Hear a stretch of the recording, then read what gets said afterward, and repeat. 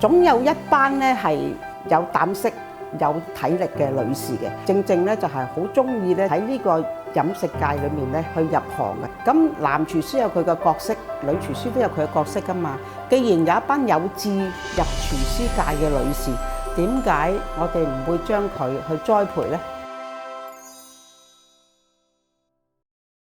嗱，炒飯咧就一定要有心機，慢慢咧將啲飯咧炒香佢。呢個過程咧就一定要有時間同埋耐性。如果唔係咧，就係撈飯嘅，就唔係叫炒飯。我係三姐蕭秀香，係香港一位中式女廚師。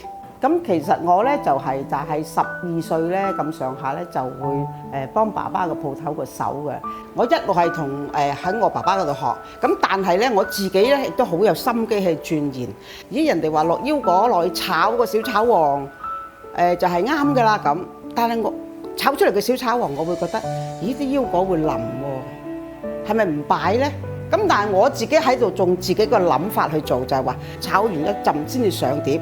但係做出嚟我就好睇佢哋嘅反應啦。咁佢哋嘅反應話：咦，好好食喎，食得喎嚇，又估唔到喎。咁呢幾句説話咧，就令到我原來我得嘅，原來我係做呢樣嘢，令人哋有一個讚賞俾我。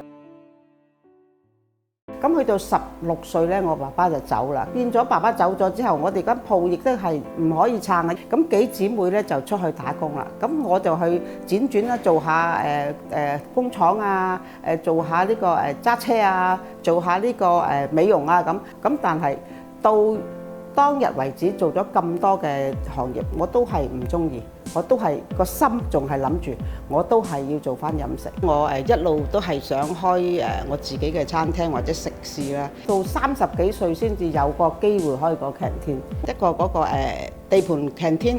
咁啊初嗰陣時就話：哎呀，呢個話賣飯盒，人哋話賣飯盒，佢又話賣飯盒。佢話：你睇佢要幾耐啊？但係我就話俾自己聽，我唔理有乜嘢困難，我一定要拆掂佢。所以喺嗰陣時，風吹雨打落雨，任何情況我都返工。有一次係8號風球，我都撐住隻船入去搞我嘅飯盒。所以佢哋見到我咁堅強出咗嚟，其實佢哋好多人都另眼相看。我用嘅材料係靚嘅，嗰啲貨返嚟全部都好新鮮嘅。有好多時佢細檔嗰啲，咁佢想慳成本，咁佢可能咧就會去收檔嗰陣時啊，買一啲比較人哋剩咗嘅菜平啲，咁佢翻嚟修改改，咁就用得啦咁。但我係唔用呢樣嘢，我用嘅材料係100%靚。咁所以佢哋咪開始即係同我訂飯盒啊。女士嗰陣時係比較少做呢行，所以咁佢咪叫咗由佢哋叫啦，飯盒皇后。飯盒都會式微啦，即係啲人冇公開啊，咁就變咗慢慢冇啦嘛。咁我就話我要開小菜啦，我係要用靚嘅物料去出嚟，咁出嚟個效果，咦，開始有口碑傳出去啦。嗰邊將軍澳有一間食肆，好似幾得喎。有一次就有人話俾我聽，喂，不如去比賽啊！我就自己翻嚟諗住，我會做更加好嘅菜式。係令到人哋更加會嚟我間鋪頭去傳出去啫。咁跟住我就去報名，我整咗一個叫做漣漪飄香啊。但我整一用蓮藕做一個蝴蝶啊。咁個蝴蝶有2條鬚噶嘛。咁你篤2條鬚上去嗰陣時咧，我手震，用隻手撳住呢隻手唔俾佢震。跟住等消息啊！最有創意獎蕭秀香喎，咁話哇，好開心啦！我都叫做有個獎攞翻嚟，已經覺得滿足到不得了。咁我就坐度等人哋冠軍，蕭秀香嚇，蕭秀香真係我啊，係啊咁。咁我就好似即刻覺得，原來香港小姐冠軍攞埋個最上鏡小姐。自從嗰一次之後咧，咁喺個飲食界都傳得好盛行啦。哇，三姐攞咗2個獎啊！